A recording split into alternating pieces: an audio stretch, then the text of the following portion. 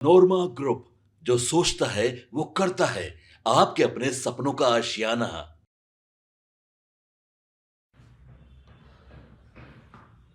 मैं नागमणि, पूर्व केंद्रीय मंत्री और संयोजक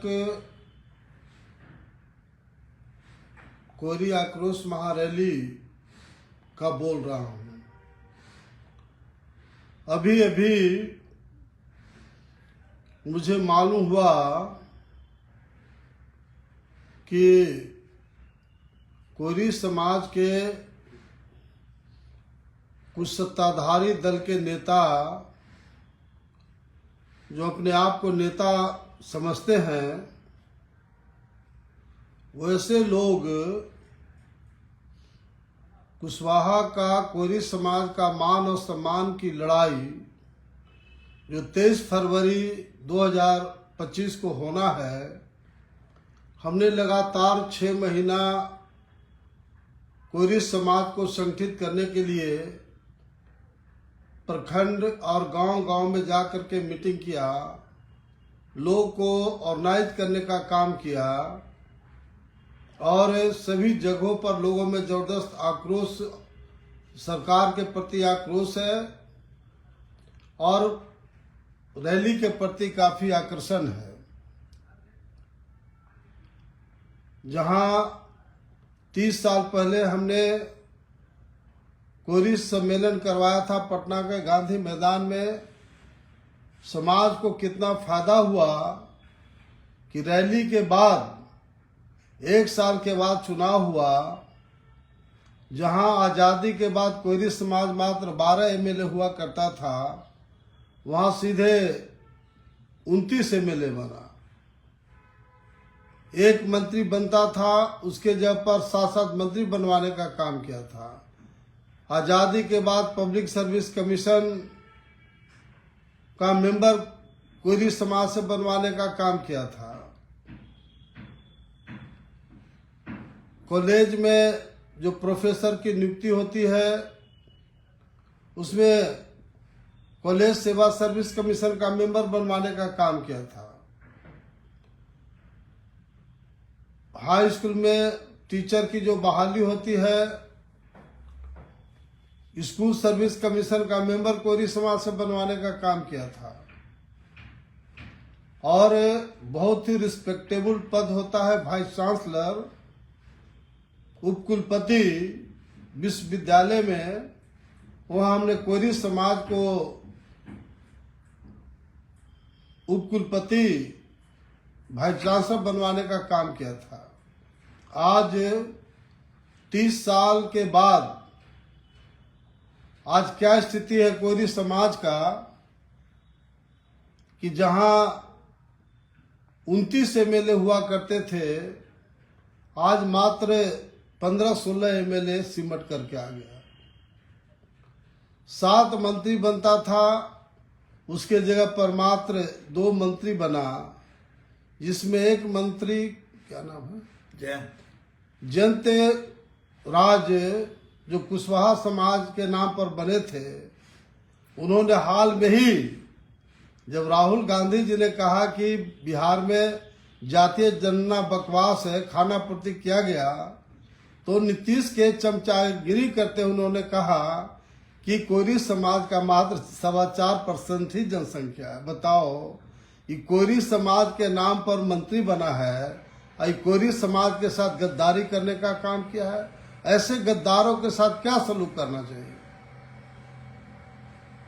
और आज कुछ ही देर पहले हमको मालूम हुआ कि ये कोरी समाज का 23 फरवरी 2025 का जो रैली है, मान और सम्मान की लड़ाई है, हक और अधिकार की लड़ाई है, आने वाला तमाम पीढ़ियों की लड़ाई है। और उसके खिलाफ कुछ जो सत्ताधारी दल के नेता हैं, मैं नाम नहीं लेना चाहता हूं, ऐसे लोग मिल करके 23 फरवरी को ही एक बैनर के तले तमाम लोग का जुटान हो रहा है, जिसमें सत्ताधारी दल और कुछ विपक्ष के जो अपने आप को नेता आजकल बूझ रहे हैं, वैसे लोग भी उस मीटिंग में जाने की बात कर रहे हैं। तो मैं आम जनता, जो कोयरी समाज की आम आवाम जनता है, हम उनसे कहना चाहते हैं कि आप फैसला करिए कि नागमणि सही है या ऐसे लोग जो 23 फरवरी को रैली को विफल करने के लिए कुचक्र चला रहे हैं वह दोषी है। समाज जो फैसला करेगा मैं बिल्कुल सहमत रहूंगा, क्योंकि ये 30 साल पहले हमने कोयरी महासम्मेलन करवाया था, उस समय भी हमारा कोई नेता साथ नहीं दिया था। अकेले मैं बिहार के एक जिला में, प्रखंड में, गांव-गांव का दौरा किया था और लाखों कोयरी समाज के लोग जुटे थे। ऐसे जो एमएलए एमपी अपने आप को बन रहे हैं, मंत्री बन रहे हैं, इन लोग के कृपा से रैली में लाखों लोग नहीं जुटा था।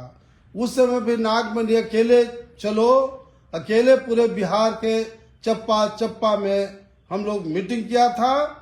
और जनता मालिक होती है। ये चटगार टाइप का जो लोग आज एमएलए एमपी बने हुए हैं, इन लोग का कोई वजूद समाज में नहीं है। इन लोग को सिर्फ अपने इंटरेस्ट में राजनीति करते हैं। एमएलए एमपी मंत्री बन गए। मुझे दुख इस बात का है कि जो एमएलए एमपी बना है वह एक स्टेटमेंट देने के लिए तैयार नहीं है कि कोयरी समाज का जहां गर्दन काटा जा रहा है, नीतीश कुमार ने हत्या करने का काम किया, नीतीश सरकार ने पॉलिटिकल मर्डर करने का काम किया, और वहां एक भी एमएलए बिहार का एमपी और मंत्री नहीं बोल रहा है। मैं परवाह नहीं करता किसी एमएलए एमपी मंत्री का। मैं खुद देश में चारों सदन का सदस्य रहा हूं, लोकसभा, राज्यसभा, एमएलए, एमएलसी, केंद्रीय मंत्री, बिहार मंत्री। तो मुझे किसी की कृपा की जरूरत नहीं है। मैं जहां रहता हूं डंके के चोट पर समाज के लिए लड़ता हूं। और आप देखे होंगे कि जब नीतीश कुमार को मुख्यमंत्री बनाने में सबसे महत्वपूर्ण भूमिका मेरी रही है, लेकिन जब नीतीश कुमार जी समाज के साथ, मेरे साथ अन्याय करने लगे तो मैंने विद्रोह किया और मंत्री से रिजाइन किया। 4 साल का एमएलसी का टर्म था, उसे भी मैंने रिजाइन कर दिया। आई डोंट टॉलरेट, चूंकि मैं अमर शहीद जगदेव प्रसाद के खून से पैदा लिया हूं, इसलिए मुझे किसी की परवाह नहीं रहती है। अकेले शेर, जंगल में एक शेर होता है, गिद्दड़ का परवाह मैं नहीं करता हूं। ऐसे गिद्दड़ लोग जो रैली को विफल करना चाहते हैं, उनसे कोई फर्क पड़ने वाला रैली को नहीं है। मैं डंके के चोट पर कहना चाहता हूं, मुझे बिहार की आम जनता, जो हमारा कोयरी समाज है, कोयरी समाज पर मुझे विश्वास है। तमाम जो हमारे बुजुर्ग हैं उनका आशीर्वाद रहना चाहिए। नौजवानों का फौलादी हाथ हमारे हाथ रहे, ताकि जो हमारा महान मिशन है, अभी मिशन एक ही है कि जो कोयरी समाज को नीतीश सरकार ने जो हत्या करने का काम किया, गर्दन काटने का काम किया, जलील अपमानित करने का काम किया, उनको ईंट का जवाब पत्थर से देना है। और दूसरा हमारा अंतिम लड़ाई है, वही समाज आगे बढ़ा जिस समाज से मुख्यमंत्री बना है। कौन आगे बढ़ा? भूमिहार, राजपूत, ब्राह्मण, कायस्थ, जादव, कुर्मी और पासवान। हमारा दूसरा नंबर का हमारा कोयरी समाज है, अभी तक मुख्यमंत्री नहीं बना। जबकि हमारा इतिहास कितना शानदार है कि 137 साल तक मौर्य साम्राज्य का भारत पर शासन रहा। हम उसके वंशज हैं, महात्मा बुद्ध के वंशज हैं, जिन्होंने रूढ़िवाद और ब्राह्मणवाद को खात्मा करके समता मूलक समाज बनाने का काम किया। हम महान सम्राट अशोक और चंद्रगुप्त के वंशज हैं, जिन्होंने इस देश पर 137 साल तक शासन करने का काम किया है।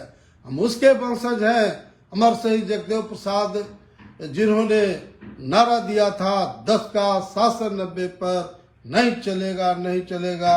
100 में 90 शोषित है, 90 भाग हमारा है। आज जो भी मुख्यमंत्री, चाहे लालू जी बने हो या नीतीश कुमार बने हो या देश का प्रधानमंत्री बना हो, वह मेरे पिता अमर शहीद जगदेव प्रसाद का जो सिद्धांत था, जो स्लोगन था, जो उनकी नीति थी, उसी के आधार पर बनने का काम किया है।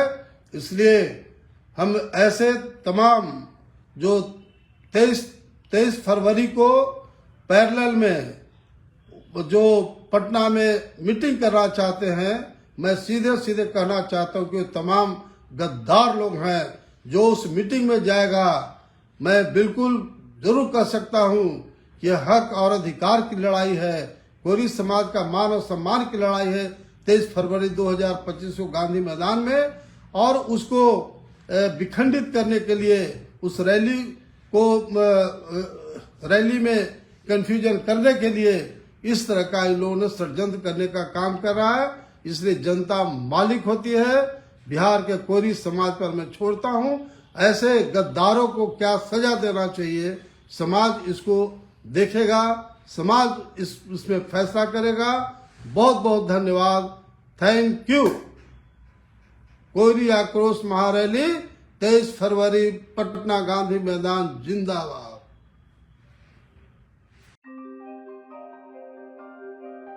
आपके सपनों को हमने सजाया है, ई होम्स पैनोरमा को हमने बनाया है। ई होम्स मेरा एक सपना था जिस पे मैं पिछले 4 साल से काम कर रहा था।